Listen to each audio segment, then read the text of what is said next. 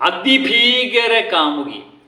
അതിഭീകര കാമുകൻ എന്ന ചിത്രം അതിഭീകര പടമാണോ എന്ന് നിങ്ങൾ ചിന്തിച്ചെങ്കിൽ നിങ്ങൾക്കാകപ്പാട് തെറ്റിയിരിക്കുകയാണ്. അതിഭീകര കാമുകൻ എന്ന ചിത്രം വളരെ ചെറിയൊരു ചിത്രമാണ്. ലുക്മാൻ, അതുപോലെ ദൃശ്യ ഗോപിനാഥ് അല്ലേ, രഘുനാഥ്, ദൃശ്യ രഘുനാഥ് എന്നിവർ നായകനും നായികയുമായ ചിത്രമാണ്. ഇതുപോലെ ഗൗതം നിതിൻ എന്നീ 2 സംവിധായകർ വരുന്ന ചിത്രം. എല്ലാം കൊണ്ടും ഒരു പുതുമയുള്ള തിരക്കഥയാണോ കഥയാണോ എന്ന് ചോദിച്ചാൽ പുതുമയൊന്നും ഒട്ടും അവകാശപ്പെടാനില്ലാത്ത, പക്ഷേ തിരക്കഥയിൽ ഫ്രഷ്നെസ്സും അതുപോലെ തന്നെ ഫ്രഷ് കാസ്റ്റിംഗ് ഒക്കെ അത് വളരെയധികം മനോഹരമായിട്ട് നമ്മളെ പിടിച്ചിരുത്തുന്നുണ്ട്. അതാണ് ഇതിൻ്റെ ഏറ്റവും വലിയൊരു പ്രത്യേകത. നമ്മളിത് ഒത്തിരി കണ്ടിട്ടുള്ള സിനിമകളാണ്. കാരണം റൊമാൻസ് അതുപോലെ തന്നെ കോമഡി, ഫാമിലി, ഈ ഗണത്തിൽപ്പെടുന്ന ചിത്രങ്ങൾ എനിക്ക് തോന്നുന്നു പ്രത്യേകിച്ച് കോളേജ് തലമാണെങ്കിൽ പിന്നെ പറയാനും വേണ്ട. നിറം, പ്രേമം, ഇതൊക്കെയായിരുന്നു ഓർമ്മ വരുന്നത്. ആ രീതിയിലുള്ളൊരു ചിത്രം തന്നെയാണ് പറഞ്ഞു പോയിരിക്കുന്നത്. പക്ഷേ അന്നത്തേനെ അപേക്ഷിച്ച് ഞാനെപ്പോഴും നിറവും പ്രേമമൊക്കെ കാണുമ്പോൾ ഒരു ഫ്രഷ്നെസ് ഉണ്ട്. അന്നത്തെ ഒരു തലമുറയിൽ നമ്മൾ ഫ്രഷായിട്ട് കാണാൻ ആഗ്രഹിച്ച് കുറച്ച് ആൾക്കാരെ അവതരിപ്പിക്കുമ്പോൾ അതുപോലെ തന്നെയാണ് ഈ ചിത്രം എനിക്ക് തോന്നുന്നത്. എനിക്ക് തോന്നുന്നു ഒരു ഗ്യാരണ്ടി ഉള്ളൊരു മേഖലയാണ് കോളേജ് റൊമാൻസ് കോമഡി. ഈ ശിഷ്യത്തിൽ ഒരു പടം ഇറങ്ങിക്കഴിഞ്ഞാൽ ഗ്യാരണ്ടി ഉള്ളൊരു ചിത്രമാണ്. ആ രീതിയിൽ തന്നെ ഇത് നമുക്ക് നിറവ് തിരി ഉണർത്തുന്നുണ്ട്. ഇടയ്ക്കിടയ്ക്ക് നമ്മൾ കണ്ണ് നിറയിപ്പിക്കുന്ന ചില രംഗങ്ങളുണ്ട്. അങ്ങനെ എല്ലാം കൊണ്ടും ഒരു ആവറേജ് ചിത്രം എന്ന് ഗണത്തിൽപ്പെടുത്താവുന്നൊരു ചിത്രമാണ്. നമ്മളെ ഞാൻ പറഞ്ഞില്ലേ, ബോറടിപ്പിക്കാത്ത, കണ്ടുകൊണ്ടിരിക്കാൻ പറ്റുന്ന ഒരു ചിത്രം തന്നെയാണ് അതിഭീകര കാമുകൻ. അത് പേര് സൂചിപ്പിക്കുന്ന പോലെ അതിഭീകരമായ ചിത്രമല്ല.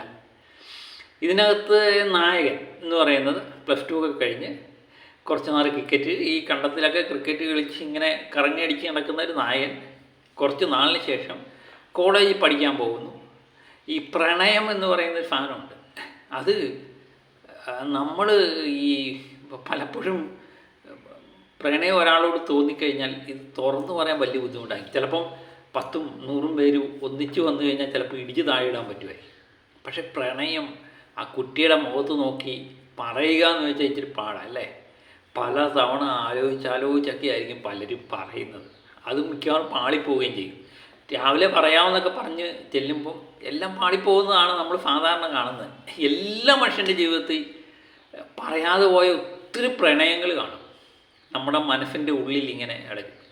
ഇത് എല്ലാവരും അറിയും, പക്ഷേ ഈ അറിയേണ്ട പെൺകുട്ടി മാത്രം അറിയാതെ പോകുന്ന എത്രയോ പ്രണയങ്ങളുണ്ട്.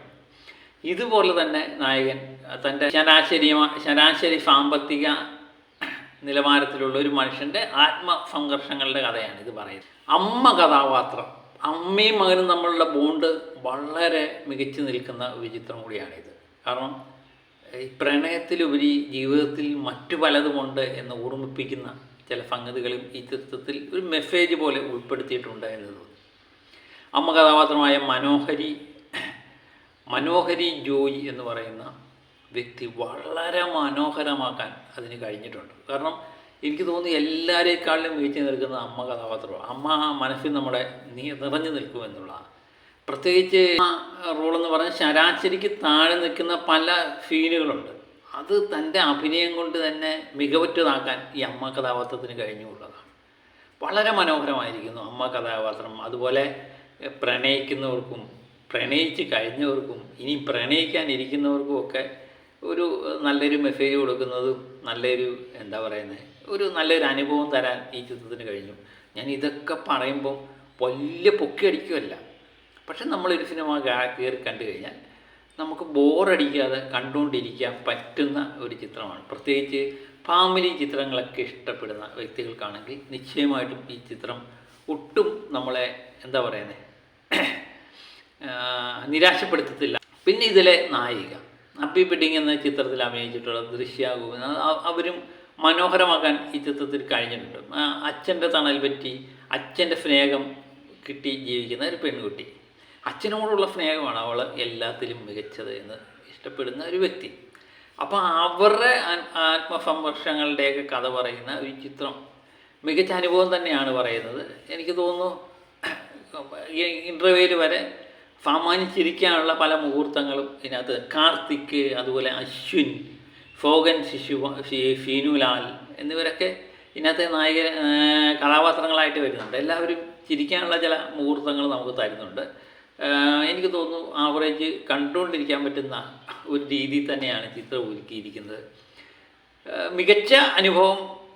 അതിഗംഭീരം എന്ന് പറയുന്നില്ല, അതിഭീകരം എന്ന് പറയുന്ന പോലെ അതിഗംഭീരം എന്ന് പറയാനില്ല. എന്നാലും സാമാന്യം തരക്കേടില്ലാതെ കണ്ടുകൊണ്ടിരിക്കാൻ പറ്റുന്ന ഒരു ചിത്രം തന്നെയാണ് അതിഭീകരാമുകൻ എന്ന ചിത്രം. എല്ലാവരും മികച്ച അഭിനയം. അതുപോലെ സംവിധായകരെ നമ്മൾ എടുത്തു പറയണം. നിതിനും ഗൗതം അവരുടെ ആദ്യത്തെ സംവിധാന സംരംഭമാണ് തോന്നുന്നു. അതും മികച്ച രീതിയിൽ തന്നെ ആദ്യ ചിത്രത്തിൽ വലിയ തരക്കേടില്ലാത്ത നല്ല പ്രകടനം കാഴ്ചവെക്കാം. അതുപോലെ സംഗീതം, അതിൽ എല്ലാ മേഖലയിലും നല്ല പ്രകടനം കാഴ്ചവെക്കാൻ ഈ ചിത്രത്തിന് കഴിഞ്ഞിട്ടുണ്ട്. പറ്റുമെങ്കിൽ എല്ലാവരും ഒന്ന് പോയി കാണുക.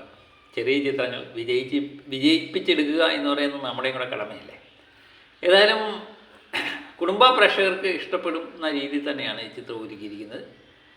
അപ്പം കണ്ടവർ അഭിപ്രായം പറയുക. ഞാൻ എൻ്റെ അഭിപ്രായം പറഞ്ഞു. അപ്പം മറ്റൊരു വീഡിയോയുമായിട്ട് വീണ്ടും ഞാൻ എത്തും വരെ ഓക്കെ.